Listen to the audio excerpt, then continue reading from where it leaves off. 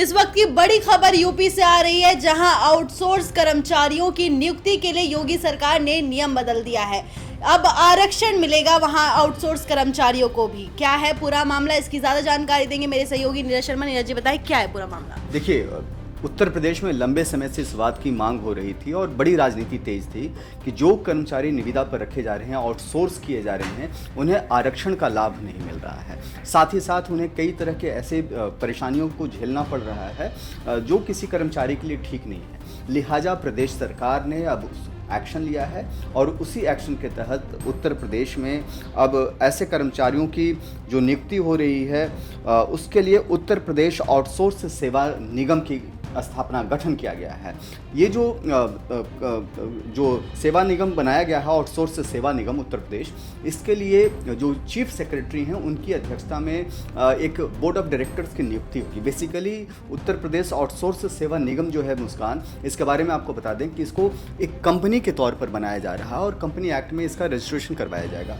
और उत्तर प्रदेश के जो चीफ सेक्रेटरी हैं उनकी अध्यक्षता में बोर्ड ऑफ डायरेक्टर्स की नियुक्ति होगी और बोर्ड ऑफ डायरेक्टर्स जो हैं वो तमाम प्रक्रियाओं का अनुपालन करते हुए इस बात की अब जांच करेंगे कि जिन कर्मचारियों को आउटसोर्स किया जा रहा है, जिनको समय सीमा के लिए जिनको लाया जा रहा है, जो पेरोल पर नहीं है, जो थर्ड पार्टी के थ्रू आ रहे हैं, किसी दूसरे कंपनियों के थ्रू आ रहे हैं, उनका जो चयन किया जा रहा है वो किस आधार पर किया जा रहा है, क्या उनको रिजर्वेशंस का लाभ मिल रहा है कि नहीं मिल रहा है। मान लीजिए कि कोई शेड्यूल कास्ट से है, तो क्या जब कंपनी में जब आउटसोर्स किया जा रहा है या सरकार जब उनको रख रही है तो ये देखा जाएगा कि कंपनी में जो सरकार की जो महकमे हैं उनमें उनको आरक्षण का लाभ मिल रहा है कि नहीं। जैसे कोई शेड्यूल कास्ट से है तो शेड्यूल कास्ट का उनको लाभ मिलना चाहिए, शेड्यूल ट्राइब से हैं तो शेड्यूल ट्राइब्स का मिलना चाहिए, ओबीसी कैटेगरी से हैं तो ओबीसी का लाभ मिलना चाहिए, या इसके अलावा वो महिला कैटेगरी में हैं, दिव्यांगजन कैटेगरी में है, विधवा कैटेगरी में हैं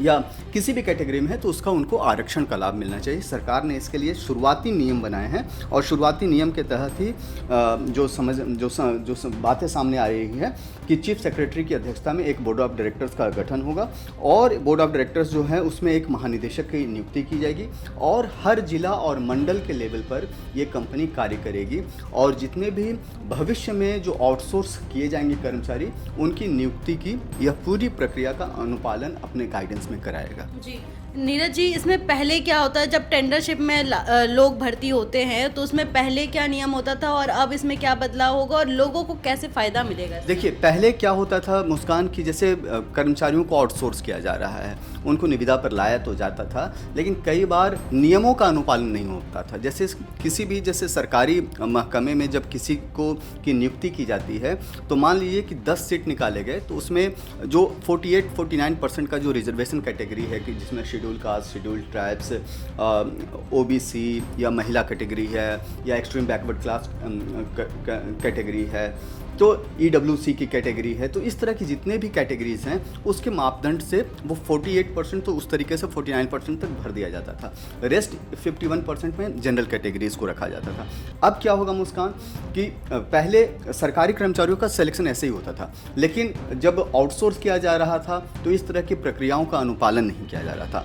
अब दोबारा से सरकार जो है उत्तर प्रदेश आउटसोर्स कमीशन बनाने के बाद जो है अब इसी तरह की सेम प्रक्रिया का अनुपालन आउटसोर्स में भी करने जा रहा है। इसका बड़ा फ़ायदा उन कर्मचारियों को मिलेगा जिनको सरकारी सेवाओं में का लाभ नहीं मिलता था। जैसे कई बार क्या होता था कि आउटसोर्स जब किसी कर्मचारी को किया जाता था किसी भी टाइम उनको निकाल बाहर किया जाता था, अब निकाल बाहर नहीं किया जाएगा, उनको पीएफ ईएसआई का फ़ायदा मिलेगा। तो इस तरह के जितने भी सरकारी फ़ायदे हैं वो भी उनको मिलेगा और सरकार की तरफ से हम ये मान सकते हैं कि उत्तर प्रदेश सरकार ने एक बड़ा एक्शन प्लान इसको लेकर के बनाया है और इस एक्शन प्लान के तहत आगे जो भविष्य में जो भी आउटसोर्स की जो प्रक्रिया होंगी वो बेहतर होंगी, कारगर होंगी। सैलरी को लेकर के इश्यूज होता था कि सरकारी कर्मचारियों को 1 या 5 तारीख तक सैलरी आ जाती थी, बाकी कर्मचारियों को 5 तारीख के बाद आ रही है जो आउटसोर्स था। तो अब ऐसा नहीं होगा, उनको भी उसी 5 तारीख तक सैलरी मिल जाएगी। जी बहुत बहुत धन्यवाद नीरज जी आपका।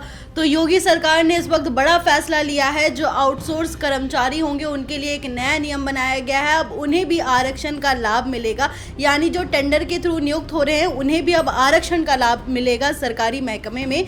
इस खबर पर बने रहने के लिए देखते रहे ONOG न्यूज़। मिलते हैं अगली वीडियो में, तब तक के लिए धन्यवाद।